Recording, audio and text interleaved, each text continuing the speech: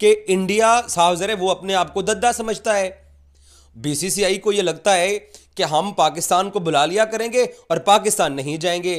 तो पाकिस्तान ने तो एक स्टेप, मोहसिन नकवी के ऊपर तनकीद हुई, हम सब का एक मौक़िफ़ था कि इनके साथ हमें नहीं खेलना अगर ये नहीं आते हैं। बीसीसीआई जो गंदा घटिया जो क्रिकेट बोर्ड है, झूठा क्रिकेट बोर्ड, उसका जो हेड है वो आईसीसी का चेयरमैन आई थिंक पहली तारीख है बन गया होगा या बनेगा, ठीक है। वो गंदे लोग जो है ना वो अब आईसीसी को भी बीसीसीआई की तरह चलाएंगे, क्योंकि जाहिर सी बात आपको खुद पता है कि जो गवर्नमेंट है इनकी इंडिया की, वो उन्हीं का बंदा है, ठीक है। वो उन्हीं से पूछ के आईसीसी चलाएगा। वो जिस तरह इन्होंने यहाँ गंद मचाया वहाँ भी ये गंद बचाएंगे। पाकिस्तान को इस बात की गारंटी रिटर्न ना दी गई कि अगले 3 साल के लिए जो फ्लोटिंग फार्मूला इस चैंपियंस ट्रॉफी के अंदर लगाया जा रहा है, वही फ्लोटिंग फार्मूला अगले 3 साल इंडिया में होने वाले टूर्नामेंट्स के ऊपर भी लगेगा।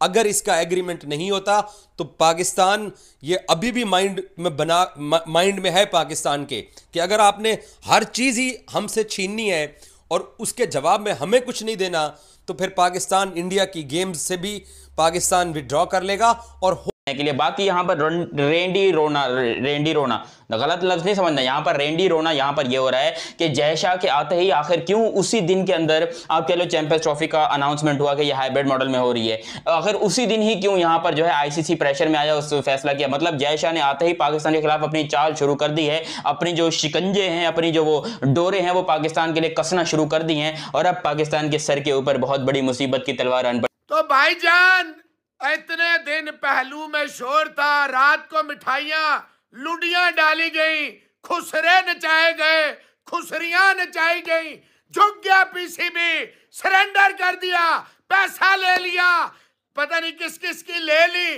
दुनिया का सबसे घटिया और गंदा तरीन झूठा, 1 नंबर का झूठा क्रिकेट बोर्ड जो है वो बीसीसीआई से। लोगों ने बोला अब हरभजन से हार गए। भाई हरभजन से मैं हारूं या ना हारूं, ठीक है, एक दफा चल के जो है कोई ना कोई ऐसे मसले होने चाहिए कि हमारी ये इंडिया वालों से जान छूट जाए, गंदे बीसीसीआई वालों से जान छूट जाए हमारी, कि वो जो हमारे साथ करते हैं तो हमें भी वही सब कुछ करना है। लेकिन एक चीज़ बता दूं, अगर पाकिस्तान क्रिकेट बोर्ड नहीं उसमें तपड़ना, अगर वो नहीं पंगे ले सकता बड़े, तो भाई फिर अगर ये आप अपनी बात नहीं मनवा सकते या आप जो अब फैसला करने जा रहे हैं उसमें भी इंडिया का फायदा हो रहा है, तो भाई उसका तो कोई फायदा ही नहीं है।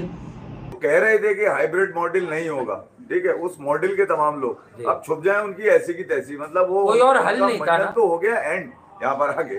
नहीं, ये बात है अपनी जगह। देखें, साथ ये बात है कि पाकिस्तान क्रिकेट बोर्ड के चीफ जो हैं मोहसिन नकवी साहब, उनकी डिमांड ये है कि हम भी जो आने वाले 2-3 जितने भी इवेंट हैं 2031 तक, फिर हम भी उनको हाइब्रिड बुनियादों पर ही खेलेंगे, ये आप हमें एश्योरेंस दे दें।